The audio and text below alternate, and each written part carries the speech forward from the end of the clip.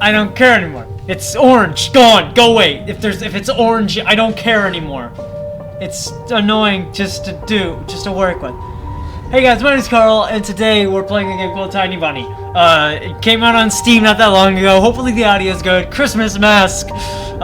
Late video. I've had to redo this already. I got 10 minutes in, and I have to redo it. Oh my god. But welcome. New game. Yay! It's Tiny Bunny. Point and click horror game. This is gonna be a while. This video is gonna be a while.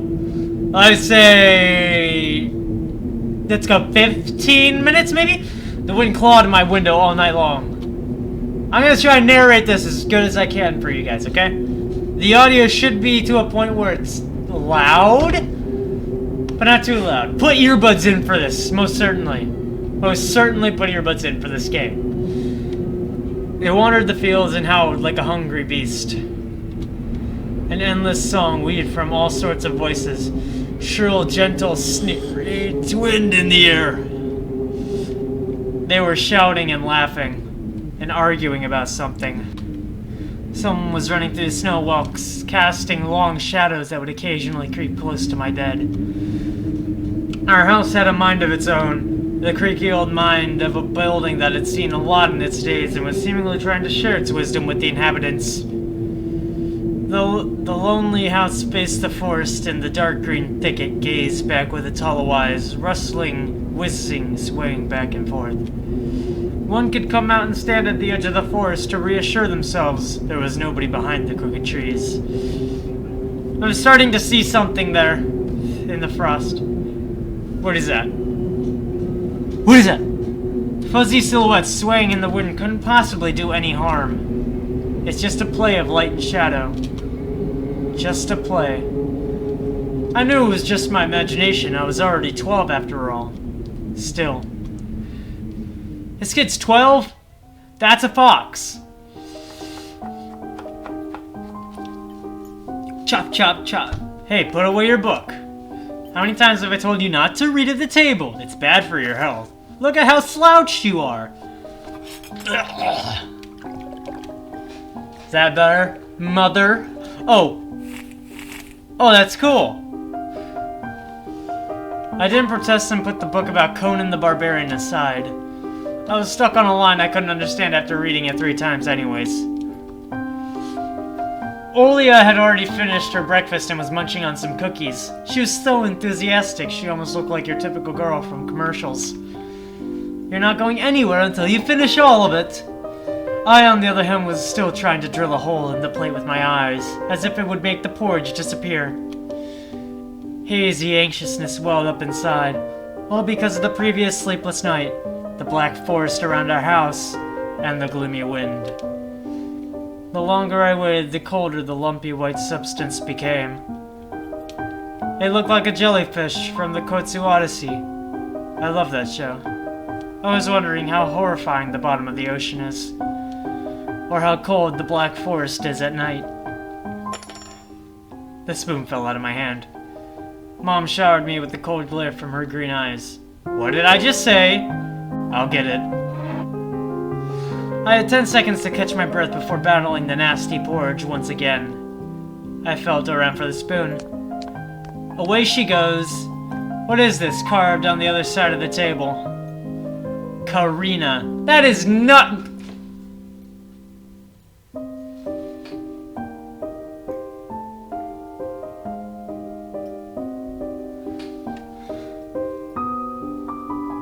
If so, why is there an H? Why are the P is an the R is a P, and the I hate this. That's horrible. That's Kapana. That's Kapuna. Kapna. And that's my mom's name. Kapna. Upside down, maybe? Is it? No, it's still horrible. Still absolutely horrible. Didn't know how to read. I guess she carved it out with something pointy when she was little. She sure was a rascal damaging the furniture like that. She would scold me for a week if I did something similar, though. Should I remind her about it? No, she's been in a bit. One more time I do that, and I'm bashing my head on the table. She's been in a bit of a bad mood lately. I imagine her being my age, sitting under this table. I wonder, was Mom afraid of the dark back then? Or the sounds coming from the attic? Music stopped. Or the thick forest. I imagine my grandma coming into my little mom's room, sitting at the edge of her bed where Olia sleeps nowadays and saying this in her soft, smooth voice. Target is a special place, little girl. It's watching you closely, sniffing you out, trying to discern what kind of beast you are. If you're a good sort, it won't abandon you in times of trouble. But if you're a bad apple, it'll grab you by the side and drag you under the ground. And that would be it. Grandma was caring. She never fought with anybody, never yelled, never swore.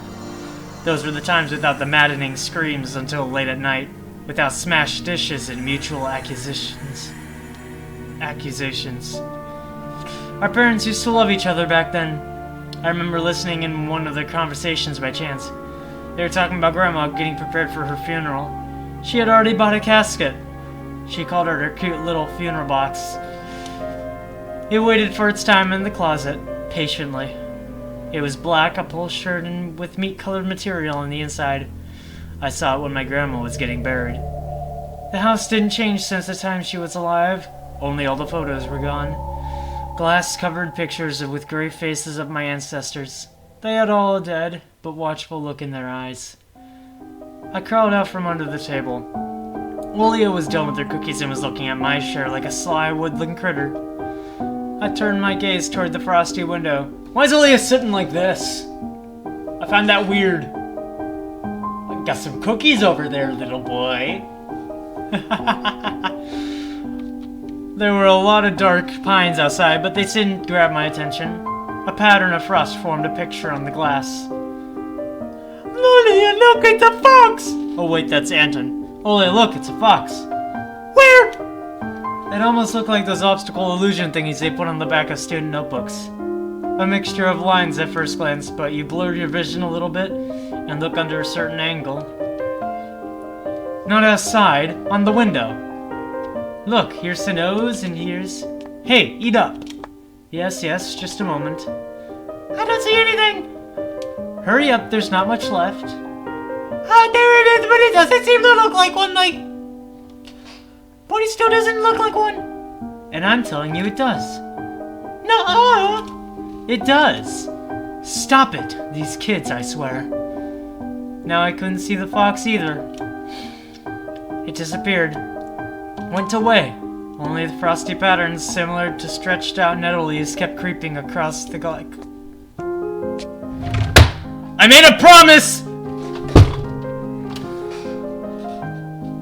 My dad entered the kitchen with long measured steps. I want to have a beard like his when I grow up. Mom would always ask jokingly, come on, shave it up, it stings. This was so long ago. Nowadays, rumbling doors and witty comebacks were an everyday occurrence. Olia always covered her ears whenever she hears something like, what's the point in all this, through the wall. It's all for your sake, Dad would reply, for the sake of our family. I always caught every sound in fear of hearing the most dreaded and the deadliest word that started with a D. D-I-V-O. I don't even want to finish it. It was scary to imagine that me and my little sister could be torn apart and taken into two different families. Anyway, a fox is nothing. I have an owl at my window. You and your owl talk again. You said you believed me just yesterday. Has anybody seen my car keys? I remember leaving them on the windowsill. Right. Maybe you did and maybe not. You're a grown man, a father of two, and still, Karino, please stop. And let me get ready in peace. Your keys are in the basket near the phone. Well, thank you very much. Anton, stop making a martyr out of yourself and finish eating already. And the owl? There was no owl. But there was one! It had giant glowing eyes! Oh! She's different. Olivia sprung up from the chair and placed her hands on her little face, imitating a pair of eyes that was the size of an adult leech. Last year you had a... I don't know what that is. A bye-bye. A boo-ball. But I saw it! Olivia shifted her gaze back and forth from Dad to Mom to me, but couldn't find any support. Have you thought about befriending it? You know, like feeding it with imaginary mice. Don't bully our girl. She's just afraid to sleep alone because she's a little. Olivia pouted her lips in rebellion and rushed to the hallway. The staircase that led to the second floor creaked. Mom gave Dad a strict look. Oh, that look in her eyes is so uncomfortable to be pinned under.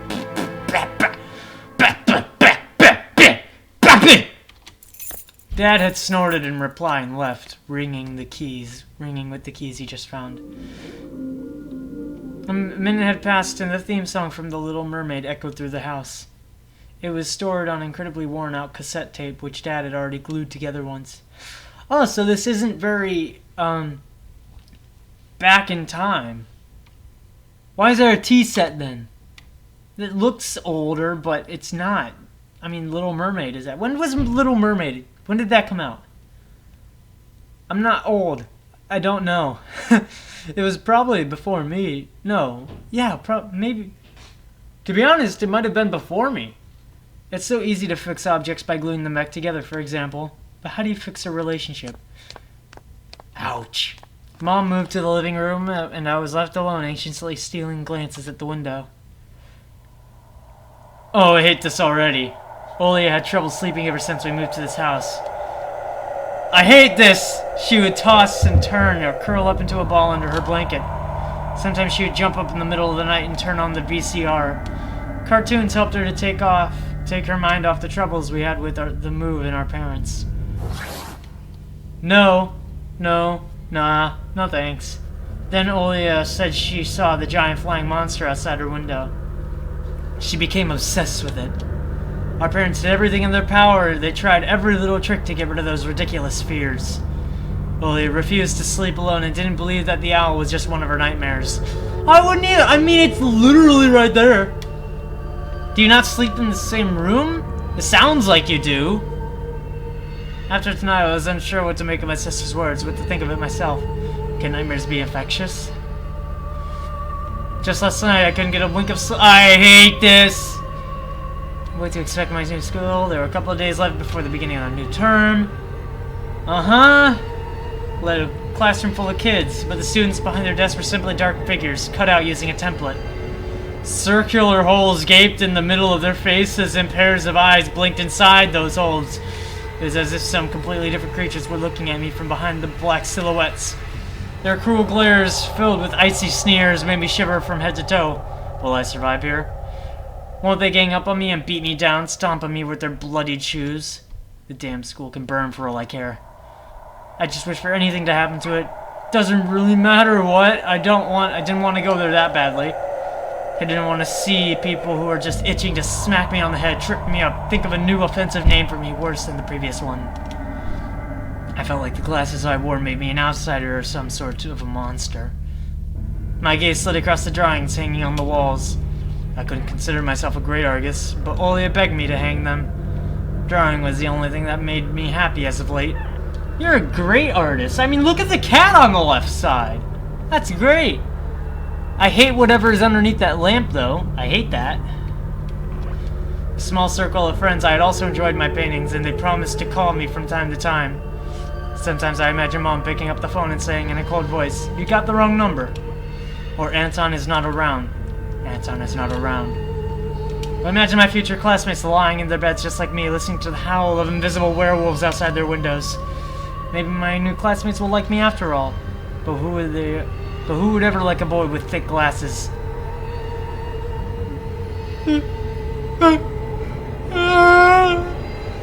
I mean, my dad used to wear glasses when he was little, and now he's married to the most beautiful woman on the planet, my mom. My house creaked, pressed by the wind. The condo we used to live in, a 9-floor concrete building, buzzed with the neighbor's drill mumble. the TV set from behind the wall. Cried like a baby from the big family next door. Our current house, though I can't really call it new, was completely different. I hate this! God! It was silent and easygoing during the day. Its shadows lay dormant in the corners on the closet cobwebs under the stairs. But they all woke up during the night. Something was catching me from every corner, almost as if the old photos of my deceased family with their ashen eyes were hanging on the walls in place of my drawings. The floor was squeaking, rusty stains were moaning, the attic was occupied by noisy drafts. One could think a house was performing some sort of demonic melody. And then I realized I was in fact hearing music. It was already playing for a good while. Somewhere at the edge of my perception, I could hear a flute. Yeah, it's on my left side. Left ear. That way. I hate you!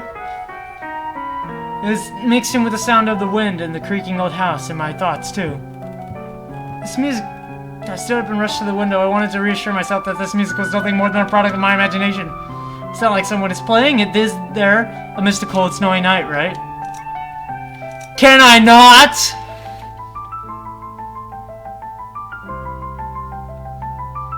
Someone was dancing in the field. Black silhouettes I could barely make out, with the dark forest. They jumped around, basked in moonlight, bumped into piles of snow, rolled around and crawled on all fours. Stories about wolves playing under the moon came to mind, but these were clearly not wolves. They stood upright at times, circled around holding hands and whipping up snow, disappearing into the shadows for a brief moment and then coming back. Something bizarre was going on. Shadows dancing in the starless abyss made my imagination go wild, making me anxious at the same time. No! No! I could swear, piercing me with their eyes. One of the silhouettes immediately apart from the bizarre shadow carnival and sprinted across the field. No! No! No! It glided on squeaky snow without leaving any prints until it was devoured by the pitch black shadow of my house, which became even darker and thicker. My heart was jumping around like a bird inside a cage. I shut the curtains with a swift motion and stepped back towards the bed. They saw me. A freezing torrent of fear washed over me. I stood in the middle of a perfectly dark room and listened to someone want to guess move and scrape around looking for an entrance. The sound moved to the right and circled around the house. Now my guess should be at the front door. I jumped into the bed and covered myself with the blanket as if it could protect me. The shackles of fear locked my muscles. I'm speaking faster because I don't like what's happening. I have to end the video soon, so I'm just gonna get close. I remember the funeral, my grandma lying there, hands crossed on her chest, with her facial features sharp like that of a tin doll. Ants running up and down the leg of chairs that held my grandma's casket. I imagine those little creatures climbing up their head and pulling up her eyelids with their tiny legs. Then her wrinkly eyeballs would once again move inside their sockets and she'd be able to see her grandchildren. I was chanting the spell she taught me throughout the whole procedure. And now lying under the blanket and listening to squeaks and howls, I was repeating the same words. On the island of Bouillon, underneath the blemished sun, in a sea of blue-colored blue stands a cabin made of wood. There lie lard and ashen hair for the spawn of devil's lair, to feast and always leave alone God's faithful servant named Anton. Evil leave this house must, ashes to ashes, dust to dust. Bizarre sounds had disappeared. I skipped that. Oops. Is there a button to go back? They scratched in my eardrums. In reality, or someone was scratching at the front door, hurriedly clawing at wood, demanding to be let in. The door was shut. Dad had become very cautious recently, so we installed a sturdy lock. I remember him staring at the forest intently as if he was looking for someone. Ashes to ashes, dust to dust. I hugged my knees, placing my chin between them, and drilled the door with my eyes. It was so flimsy and weak before the might of darkness. And then the doorknob twitched slightly. And then it turned halfway once, twice, as if the person who tried to enter had no hands. The doorknob tilted once more and then started clicking violently. My jaw cramped from fear, my wet fingers clutched the blanket. The door creaked and opened. The wind taunted me, moaning inside their tin drains. Now you'll see. The door was wide open. The darkness writhed. What is that?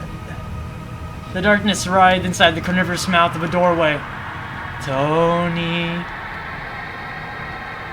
It was as if the night itself was calling out to me, flapping its wings and squeaking with the rusty hinges. I was trembling and snared by the web of darkness that hung in the corners of my room, waiting for the one who weaved it to come out of the gaping black hole. Tony! My abdomen tightened and my chest rose up, ready to exhale a desperate scream. But before I was able to do anything, the darkness asked me, "Tony, you asleep?" My sister's pale face protruded from the thick shadows. I almost screamed from relief. "Olia, I'm not sleeping. Did something happen?" Olia frowned and stuck out her lower lip, a clear sign she was about to cry. There again, staring at me. "Shoo her away, Tony. Please!" I forgot to do the voice. "I'm so scared!" The fear that was tormenting me just a minute ago crawled away and hid somewhere in my stomach. I needed to calm Olia down. "It was just a dream, silly. Don't be scared. Dreams don't bite. No one's gonna harm you." Olia sobbed. She was trying her best to believe me. But was I sure myself? "I have an idea. Let's go to your room and watch the video. Sleeping Beauty, for example. You like that cartoon, don't you?" "Why does the Sleeping Beauty have a prince and I have this scary bird?" The question took me by surprise. Dang it!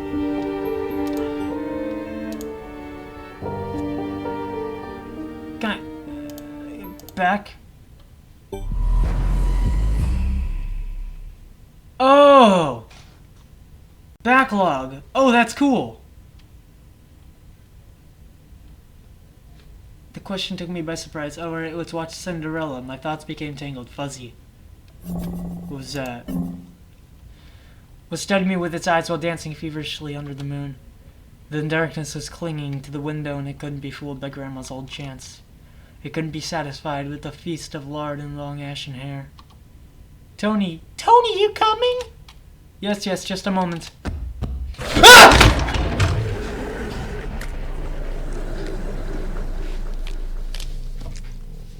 I died.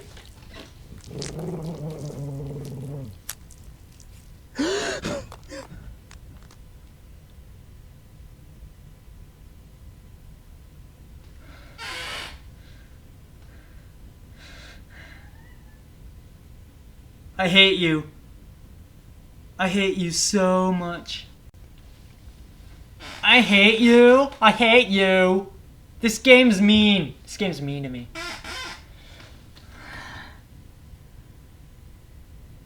Screw that.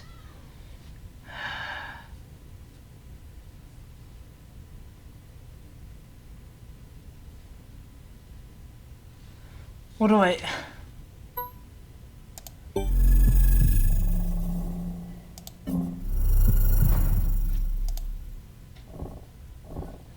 Okay. I just saved. Okay, I'm gonna have to... This is a long episode. Oh my god. I'm gonna have to end this video here. Because, Jesus Christ. This is long. So, yeah. Hope you guys are having a great day. If you enjoyed the video, definitely leave a like or subscribe. Tell me if you liked it in the comments. Give me other ideas for ideas. Literally, I'll do almost anything. Especially if it's free. If it's a free game, I'll play it for you, probably no matter what. So, hope you guys are having a great day. I'll see you guys next time. Bye.